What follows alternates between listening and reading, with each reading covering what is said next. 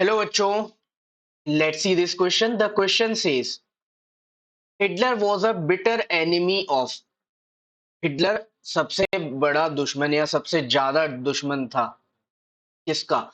ए democracy, B dictatorship, C monarchy, D racism.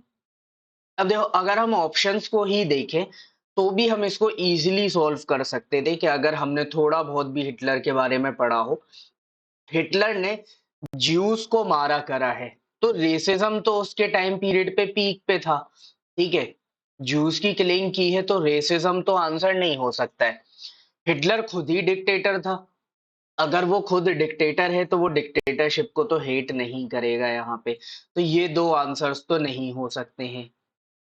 अब बचा monarchy और डेमोक्रेसी। देखो, मोनार्की का जो है, तो जब हिटलर आया यहाँ पे, हिटलर ने पार्टी ज्वाइन की, इलेक्शन लड़े, तो उस टाइम पे मोनार्की तो थी नहीं, तो उससे हेट करने का कोई मतलब नहीं। तो ऑब्वियसली हिटलर किसका यहाँ पे बिटर एनिमी हुआ? तो वो हुआ डेमोक्रेसी का। अब हुआ क्या था? हिटलर हर टाइम पे कोशिश कर रहा था कि कैसे जर्मनी की जो डेमोक्रेसी है उसको खत्म किया जाए। फाइनली ये स्टार्ट हुआ कैसे? तो 1933 में इसकी स्टार्ट होती है। एक मिस्टीरियस फायर लगती है, ठीक है, एक आग लगती है जो जर्मन पार्लियामेंट है वहां पे। और जैसे ही फायर लगती है तो जर्मनी का जो कॉन्स्टिट्यूशन है उसमें एक आर्टिकल ये भी बोलता है कि जब प्रेसिडेंट चाहे तो इमरजेंसी की सिचुएशन में राइट्स को सस्पेंड करके और डिक्री के थ्रू यहाँ पे रूल कर सकता है। तो इस आग का फायदा उठा के हिटलर जो है वो फायर डिक्री रिलीज करता है 28 फेब 1933 को। और उसमें जितने भी सिविक राइट्स हैं उनको इनडेफिनेट पीरियड के लिए सस्पेंड कर दिया जाता है।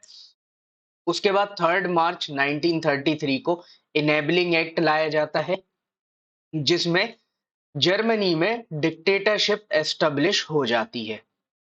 इस एक्ट के थ्रू हिटलर को लगभग सारे पावर दे दिए जाते हैं कि वो पार्लियामेंट को साइडलाइन करके और यहां से डिक्री के थ्रू रूल कर सके, और इस तरीके से हिटलर क्या है, डिक्टेटर बन जाता है। तो इस पूरे इवेंट में धीरे धीरे करके हिटलर पूरे तरीके से डेमोक्रेसी को खत्म कर देता है। So final answer will be A, democracy. Hope you understood it well. Best of luck. Thank you.